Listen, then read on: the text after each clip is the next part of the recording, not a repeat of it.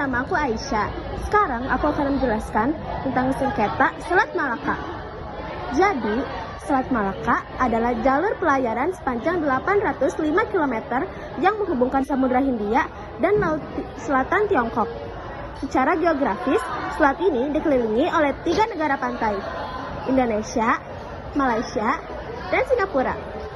Secara historis, sengketa muncul karena perbedaan interpretasi batas wilayah laut, terutama setelah pemberlakuan UNCLOS 1982, serta kepentingan negara-negara besar untuk memastikan jalur ini tetap bisa dilalui. Halo semuanya, aku Raisya. Di sini aku akan membacakan tentang identifikasi sengketa Selat Malaka. Sengketa di Selat Malaka dapat diidentifikasi ke dalam 3 dimensi utama, yaitu kedaulatan teritorial, tumpah tindih klaim batas laut teritorial, dan zona ekonomi eksklusif yaitu ZEE, khususnya antara Indonesia dan Malaysia di segmen tertentu. Lalu kedua, ada yurisdiksi keamanan, siapa yang berhak melakukan patroli dan penegakan hukum terhadap perompakan, penyelundupan, dan terorisme maritim. Nah, yang terakhir ada internasionalisasi jalur, ketegangan antara hak berdaulat negara pantai versus keinginan negara pengguna, yaitu user states, untuk mengelola keamanan selat secara langsung. Halo semuanya, di sini Arinka akan menjelaskan akar permasalahan sengketa Selat Malaka. Yang pertama, letak geografis yang sempit. Di beberapa titik, lebar selat kurang dari 24 mil laut.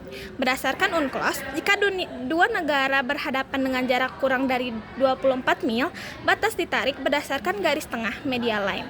Namun, sering terjadi ketidaksepakatan titik koordinat.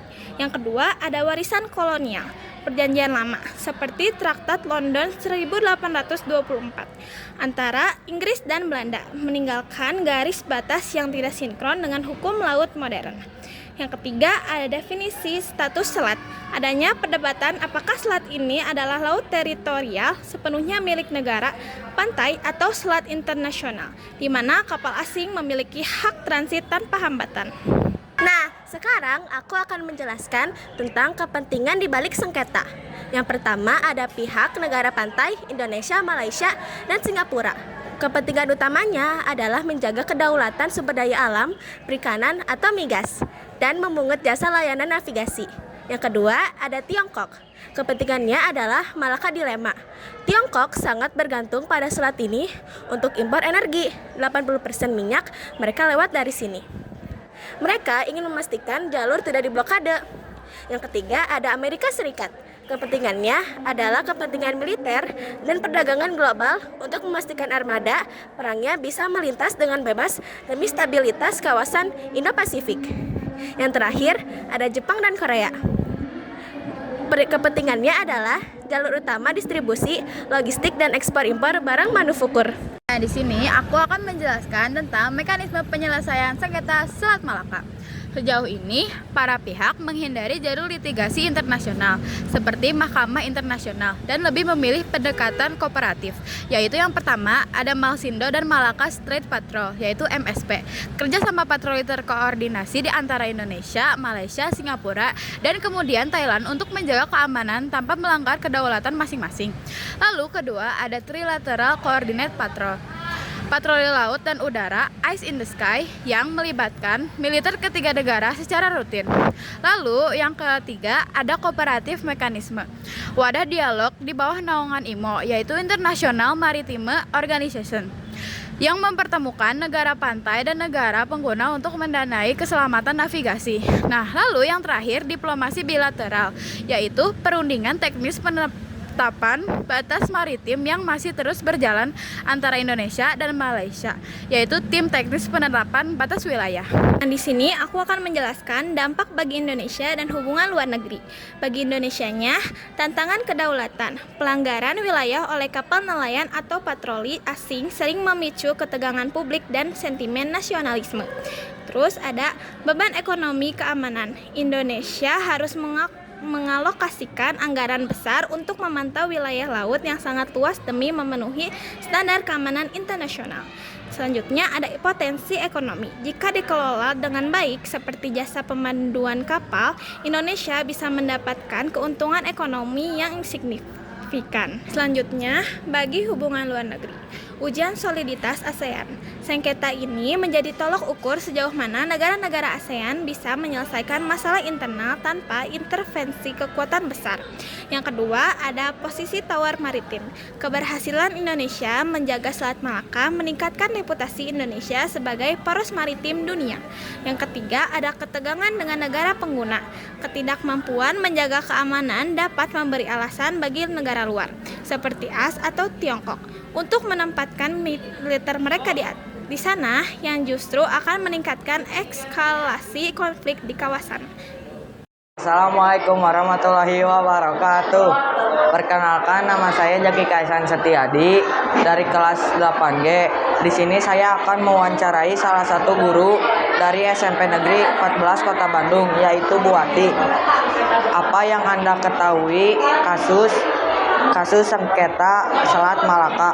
Selat Malaka ya, sebenarnya sengketa Selat Malaka ini bukan hanya saat ini ya, tapi sudah dari zaman kolonial Belanda itu kita sudah banyak sengketa. Alasannya apa? Karena Selat Malaka itu merupakan daerah strategis, yaitu jalur perdagangan dunia ya. Nah, Selat Malaka itu sampai saat ini itu masih menjadi sengketa untuk 3 negara, Indonesia, Malaysia, dan juga Singapura ya.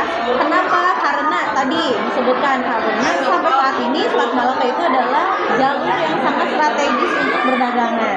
Nah, selain itu yang kedua adalah adanya dan banyaknya melimpahnya sumber daya alam. Apa aja? Ada ikan, belum lagi gas, minyak, dan yang seperti itu ya. Nah, itu juga ingin dimiliki, dikuasai oleh ketiga negara ini. Dan kenapa masih menjadi sengketa? Ya karena belum ada kesepakatan ya di antara ketiga ini, masih saling memperebutkan gitu daerah di Selat Malaka. Mungkin itu sih. Terima kasih sebelumnya Bu Wati.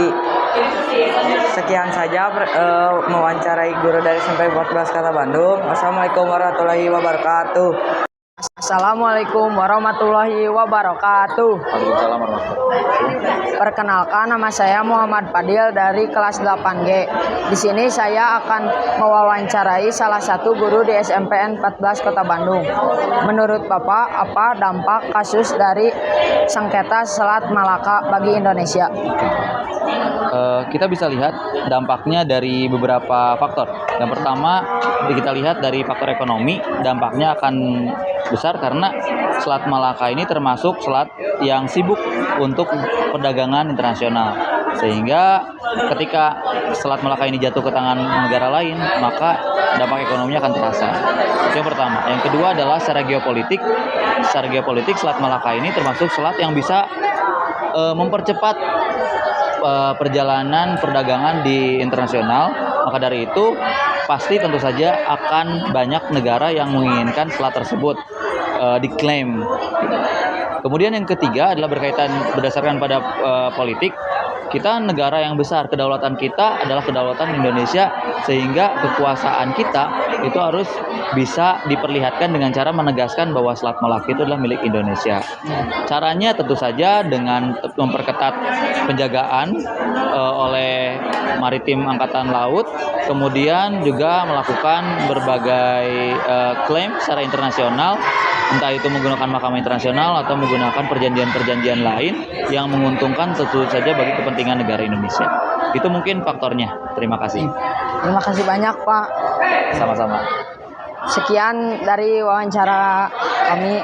Wassalamualaikum warahmatullahi wabarakatuh.